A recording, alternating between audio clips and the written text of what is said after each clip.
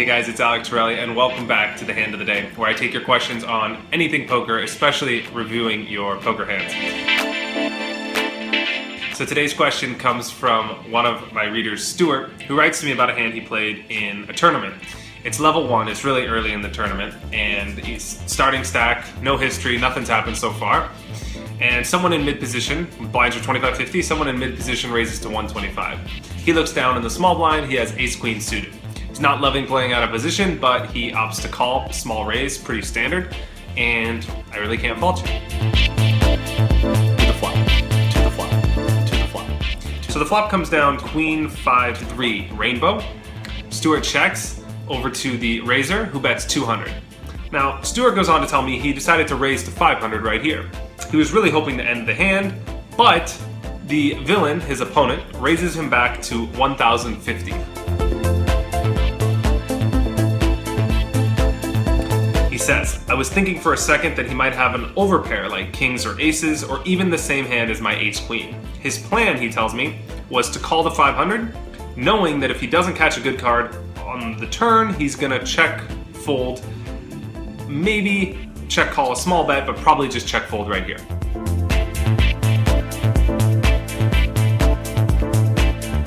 So, before we continue, Stuart, I want to analyze this situation right here. This is a big mistake that I feel like amateur players make, and your logic tells me that something about what you were thinking on the flop might be able to be corrected to prevent yourself from getting in this situation in the future.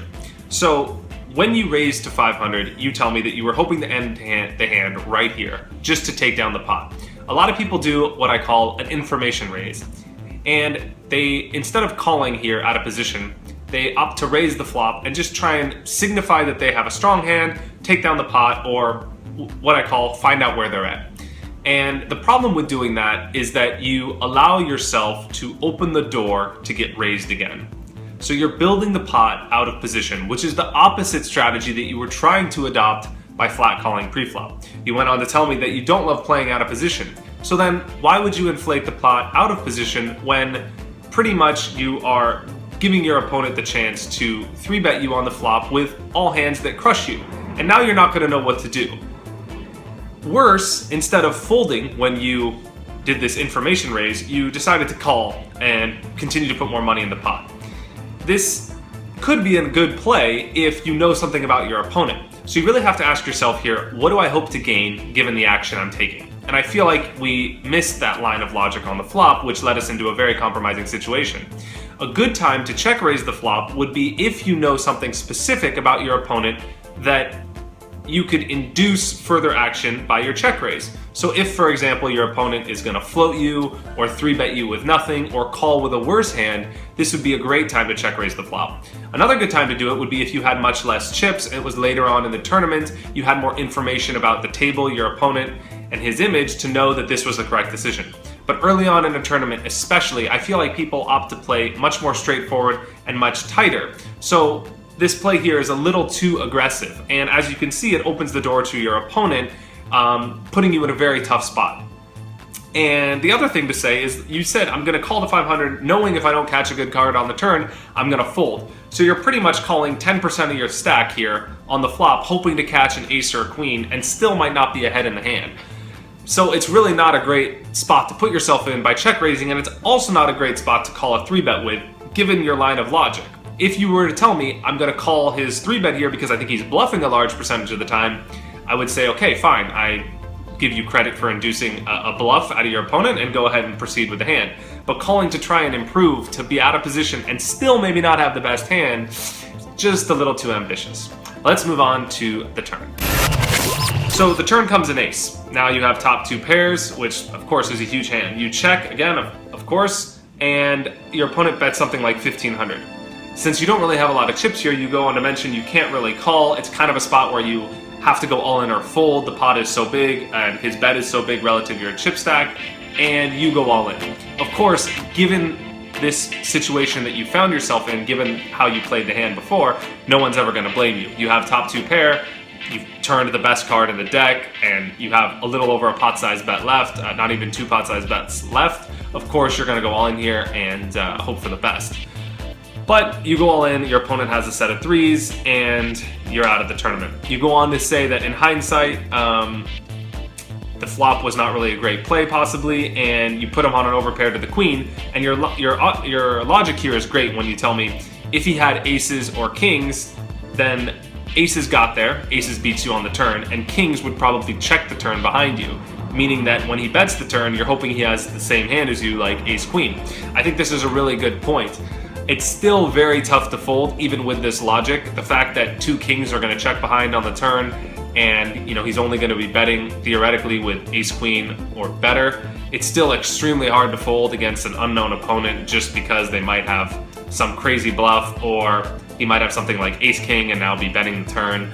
People get out of line so often, it's hard to fold your hand in this spot on the turn. I can't really blame you for going broke, but it's important to note that the fact that you can't get away from your hand on the turn is the result of a problem that you compounded on the flop.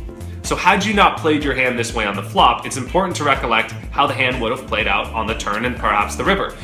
You would have check called a $200 bet on the flop. The turn would have come an ace. You check, your opponent now bets, let's say 500-600. You check call again. The river comes a blank. You check, he bets 1200, and you call. You lose the hand. You still would have had half or more than half of your remaining chips left, and you would have allowed your opponent to A, bluff you if he has a worse hand, and B, extract value all the times that he has a worse hand and he's not going to shut down. It's much more likely he's going to bet a hand on the turn like ace-jack or any ace on the turn if you simply check call the flop than it is he gets to the turn with those weak hands and then goes on and bets them.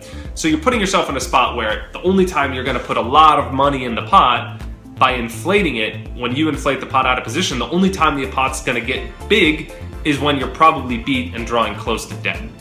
So I hope you took something away from this hand, and the key thing to remember here is not just to something specific, like, oh, I should just check call out of position, but really the question to ask yourself, the reoccurring theme is, what do I hope to gain by the action that I'm taking?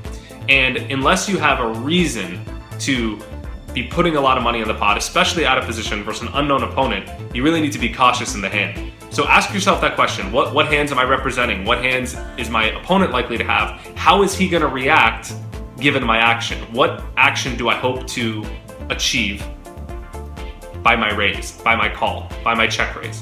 What do you hope to have happen? Ask yourself that, start there, and you will see better results. Stuart, I hope you took something away from this and wish you best of luck in the future.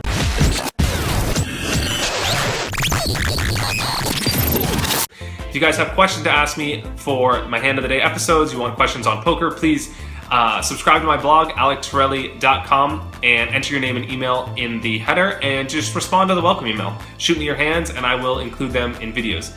Also, if you have questions about poker, lifestyle, and business, which I'm doing on my other section, you can send those to me as well, and I will answer them right here in a video for you. All right, thanks a lot for watching, and I'll see you next time. Cheers.